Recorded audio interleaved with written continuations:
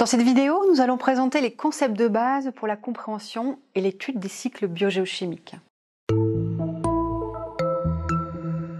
En premier lieu, il nous faut définir la biogéochimie, qui est pluridisciplinaire comme son nom l'indique, car se situe à l'interface de la chimie, de la biologie et de la géologie.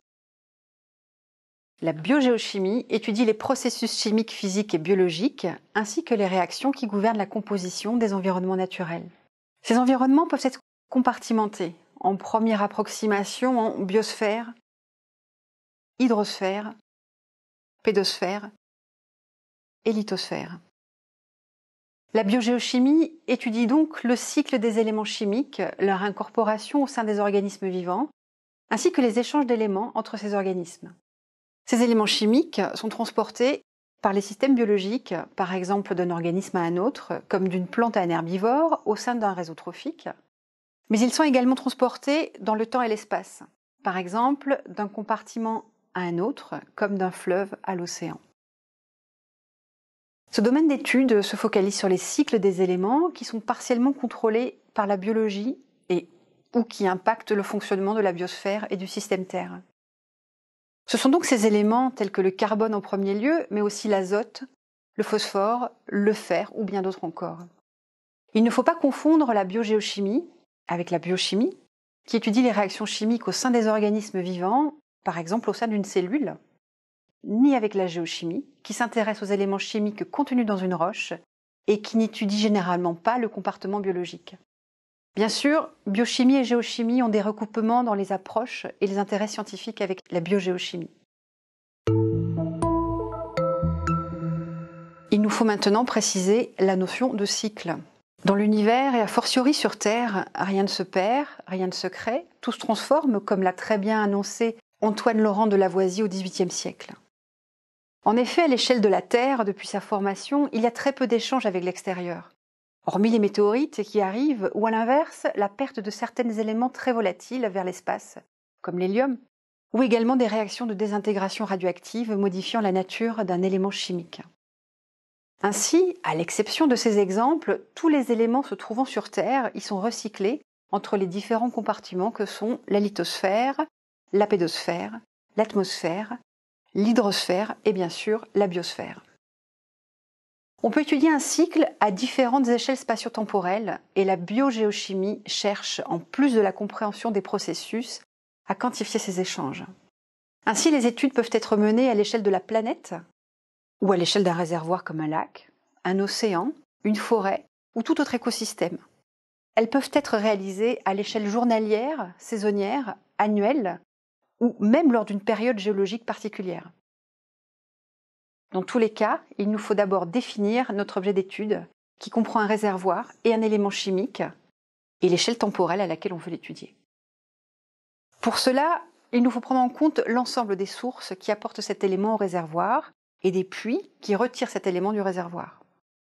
On quantifie ces sources et ces puits par des flux d'entrée et de sortie qui s'expriment en unités massiques ou molaires par unité de temps. Par exemple, kilos par jour ou mol par heure. Il nous faudra aussi définir les différentes formes de l'élément étudié, dissous ou lié à des particules ou à des minéraux.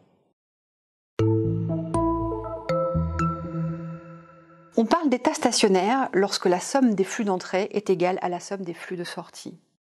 Cela signifie aussi que la concentration moyenne de l'élément chimique dans le réservoir n'évolue pas avec le temps à l'échelle temporelle étudiée. Souvent, ce n'est pas le cas. Mais on peut soit négliger ces déviations de l'état stationnaire lorsqu'elles sont faibles, soit les éviter en intégrant les flux à une échelle spatiale ou temporelle qui les annule.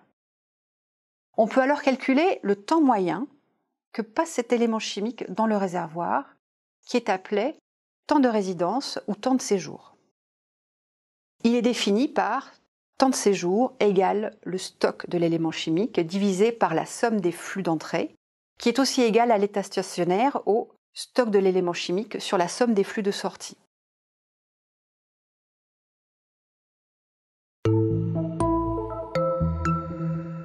Prenons le cas du cycle du carbone dans un lac qui a un volume d'eau de plusieurs milliers de mètres cubes et qu'on va étudier à l'échelle d'une année. Ce stock de carbone dans le lac est défini par la quantité de carbone dans ce réservoir, c'est-à-dire la concentration moyenne de carbone dans l'eau du lac multipliée par son volume. Ce stock peut être exprimé en unités molaires ou unités massiques. Le carbone est apporté à ce lac par une ou plusieurs entrées venant de l'extérieur du lac, par exemple la rivière qui l'alimente et l'atmosphère. Le carbone en ressort par une ou plusieurs sorties, par exemple la rivière à l'exutoire en surface et par les eaux souterraines qui percolent à travers l'aquifère en dessous. On va voir que l'état stationnaire peut être respecté ou pas selon les échelles temporelles étudiées. Un exemple, d'une année à l'autre, si les flux annuels moyens de carbone d'arrivée et de sortie ne varient pas, et qu'il n'y a pas de nouveau processus source ou puits impactant le carbone dans le lac, on sera à l'état stationnaire à l'échelle annuelle.